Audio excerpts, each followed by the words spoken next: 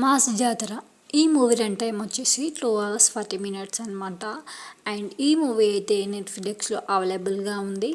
And story వచ్చేసి లక్ష్మణ్ బేరి అంటే రవితేజ అనమాట. ఒక aggressive railway police officer and తరచుగా ట్రాన్స్ఫర్లు ఎదుర్కొంటూ అడవిపురం అనే ప్రాంతంలోకి వస్తాడు. అక్కడ గంజాయి స్మగ్లింగ్ సామ్రాజ్యాన్ని నడిపే శివుడుతో అతనికి పోరు స్టార్ట్ అవుతుంది. అంటే మన ఫైటింగ్ సీన్స్ అయితే స్టార్ట్ అవుతుంది అక్కడి నుంచి. భారీ డ్రగ్ కాన్సెప్ట్ నుంచి ఆపడానికి హీరో చేసే కొన్ని యాక్షన్ సీన్స్ అండ్ విలన్తో జరిగే కొన్ని ఫైట్ సీన్స్ కానీ అండ్ ప్లస్ పాయింట్స్గా అనిపిస్తాయి. అండ్ ప్లస్ పాయింట్ మూవీకి ప్లస్ పాయింట్ వచ్చేసి రవితేజ తన ఎనర్జీ అయితే చాలా బాగుంది రవితేజది. అండ్ కొన్ని సీన్స్ యాక్షన్ సీన్స్ అయితే బాగున్నాయి. అండ్ సినిమాటోగ్రఫీ మరియు విజువల్స్ కానీ బాగున్నాయి. అండ్ విలన్గా నవీన్ చంద్ర పర్ఫార్మెన్స్ బాగుంది. మైనస్ పాయింట్స్ వచ్చేసి స్టోరీ చాలా రొటీన్గా సాగుతుంది అన్నమాట.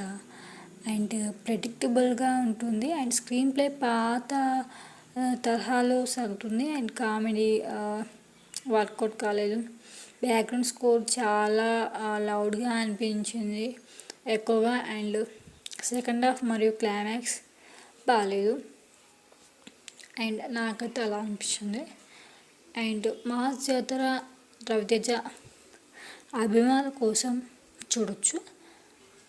అండ్ హీరోయిజం ఫైట్లు సాంగ్స్ ఉన్న స్టోరీలో కొత్తదనం లేకపోవడం సినిమాకు పెద్ద మైనస్ అనే చెప్పాలి. కానీ రవితేజ మా స్టైల్తో ఇష్టపడే వాళ్ళకి ఒక్కసారి చూడొచ్చు. కానీ మనకు అంటే రవితేజ ఫ్యాన్స్ కాకుండా మిగతా వాళ్ళు ఉంటారా వాళ్ళకు మాత్రం అంతగా ఎక్కకపోవచ్చు. సో రవితేజ ఫ్యాన్స్ అయితే చూడొచ్చు. అండ్ రవితేజ అంటే 1 time చూడొచ్చు అనుకోండి ఓటీటీ కాబట్టి. అండ్ మాస్ జాతర రవితేజ ఎనర్జీ కన్నా స్టోరీలో కొత్తగా లేకపోవడమే మైనస్ పాయింట్స్ అన్నమాట. యాక్షన్ సీన్స్ కానీ రవితేజ మా స్క్రీన్ ప్రెజెన్స్ మూవీకి ప్లస్ పాయింట్సే. కానీ రొటీన్ స్టోరీ కదా అది నాకు నచ్చలేదు.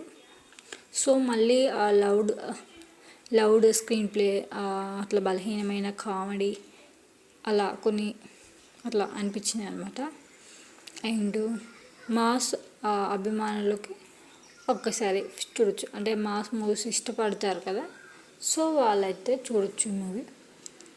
అండ్ ఫైనల్గా ఈ మూవీకి నేను ఇచ్చేది 2.3 out of 5. అండ్ ఈ రివ్యూ కనుక మీకు నచ్చినట్లయితే ప్లీజ్ మన ఛానల్ అయితే తప్పకుండా సబ్స్క్రైబ్ అనేది